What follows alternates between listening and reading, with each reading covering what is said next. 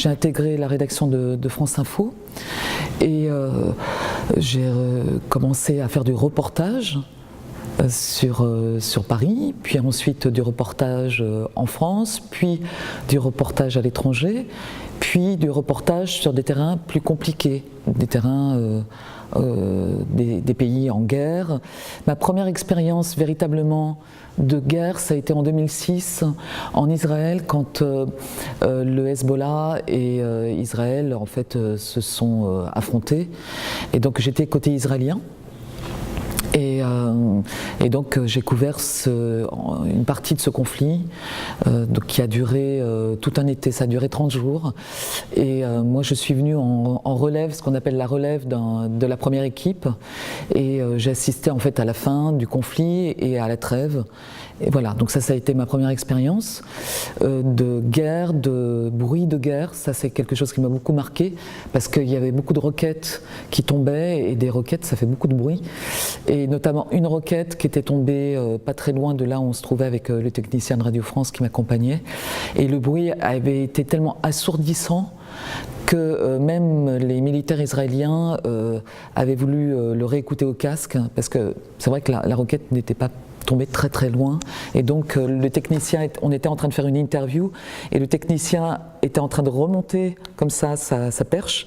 Lorsqu'on a entendu un sifflement, la roquette nous est passée au-dessus et elle est tombée à 80 mètres et ça fait beaucoup de bruit et le bruit était tellement presque parfait, si je peux utiliser ce terme, que c'en était impressionnant. Et après, je suis partie en Afghanistan, où j'ai accompagné les militaires français, donc sur leur terrain d'opération.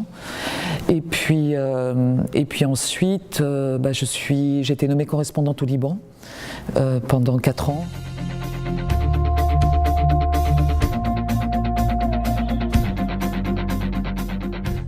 Moi, je ne considère pas que je sois forcément une grande reporter de guerre. Je suis reporter avant tout. Bon, grand reporter parce que maintenant c'est l'ancienneté qui fait qu'on est reporter puis grand reporter. Hein. Donc pour moi, je vais parfois sur des terrains difficiles. Voilà.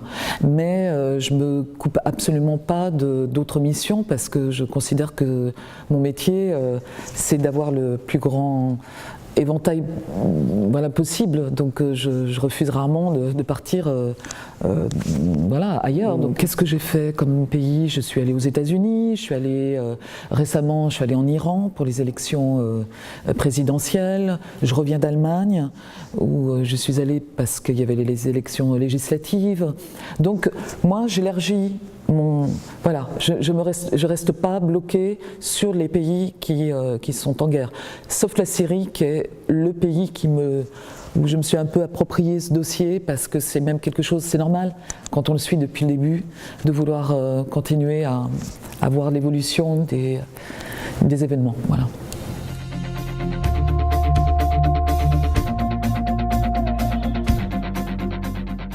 En 2011, donc c'était au moment des printemps arabes.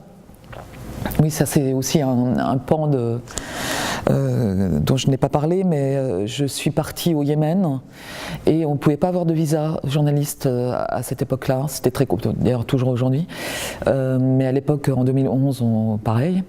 Et donc le seul moyen d'y aller, c'était de prendre un visa de touriste. Donc je suis partie avec un visa de touriste et le problème c'est que sur mon passeport j'avais beaucoup de visas égyptiens parce que j'avais couvert la chute de Moubarak. Et en arrivant à l'aéroport, on check le passeport et là le type de la sécurité regarde, tourne, visa égyptien, deuxième visa égyptien, troisième. Bon, il s'est dit celle-là, elle n'a pas l'air d'être vraiment une touriste, quoi. Donc j'étais interrogée par la sécurité pendant 3 heures et ils m'ont demandé ce que je faisais dans la vie. J'ai dit que je travaillais dans une entreprise de communication. Bon, je pense qu'ils n'ont pas vraiment été dupes, mais voilà. Et ils m'ont fait signer un papier comme quoi je n'étais pas journaliste et que je n'exercerais pas d'activité de journaliste. Donc j'ai signé de mon nom et j'ai pris un pseudo. Et j'ai travaillé avec mon pseudonyme. Bon, après, je suis allée voir les autorités parce que le traducteur avec qui j'étais était proche du ministre de l'Information, et on a fini par dire que voilà, j'étais rentrée, que j'étais journaliste, mais qu'il n'y avait pas d'autres moyens à l'époque, etc. Donc ça c'est voilà, le problème s'est résolu à la fin. Mais bon, être interrogé par la sécurité, c'est pas très agréable. Vous vous dites qu'au pire, vous risquez d'être expulsé. Bon, c'est pas très agréable non plus. Mais finalement, ça s'est bien fini.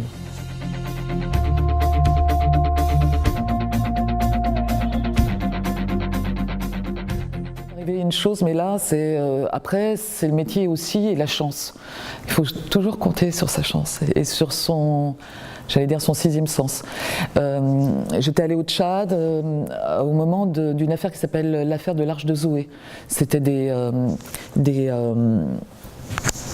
humanitaires, entre guillemets, parce qu'en fait c'était pas vraiment des humanitaires, qui avaient décidé d'emmener des enfants en France, de ramener des enfants tchadiens, enfin soudanais qui s'étaient réfugiés au Tchad, et de les ramener en France, mais sans respecter les règles internationales de l'adoption. Et donc j'avais suivi cette affaire-là, et en fait ils ont été emprisonnés dans une prison de N'Djamena. Et il se trouve que moi j'ai établi un lien avec leur avocat qui s'occupait d'eux, donc qui les représentait.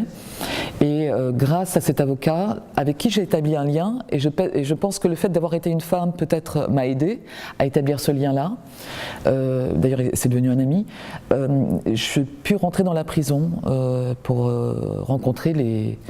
Ça avait fait un gros scandale, hein, cette histoire, hein, évidemment. Donc j'avais rencontré les protagonistes donc de l'Arche de Zoé, et alors que mes autres collègues n'ont pas pu rentrer dans la prison, et en gros il y avait toute la presse française qui était là, et j'étais la seule à rentrer dans la prison. Donc ça avait été chouette pour moi, quoi.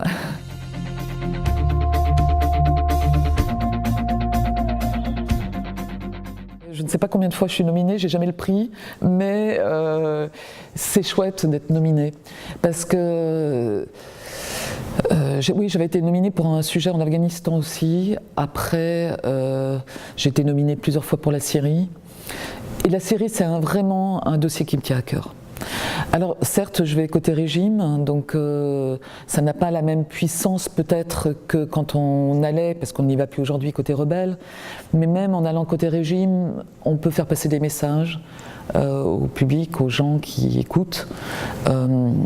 C'est plus difficile parce que vous êtes dans un pays où tout est cadré, et avec c'est un régime dictatorial, donc c'est compliqué de travailler dans ces conditions-là, et les gens n'ont peut-être pas forcément à l'esprit comment ça peut être compliqué. Et donc c'est quelque part le fait d'être nominé, c'est qu'on reconnaît votre travail. Et ça, c'est vraiment une belle récompense. Bon, le prix viendrait couronner tout ça, mais d'abord, je suis pas sûre de vraiment. Je viens pas en me disant je vais avoir le prix. Je pense toujours que d'autres collègues le méritent plus que moi. Donc comme ça m'évite d'être déçue, tout simplement.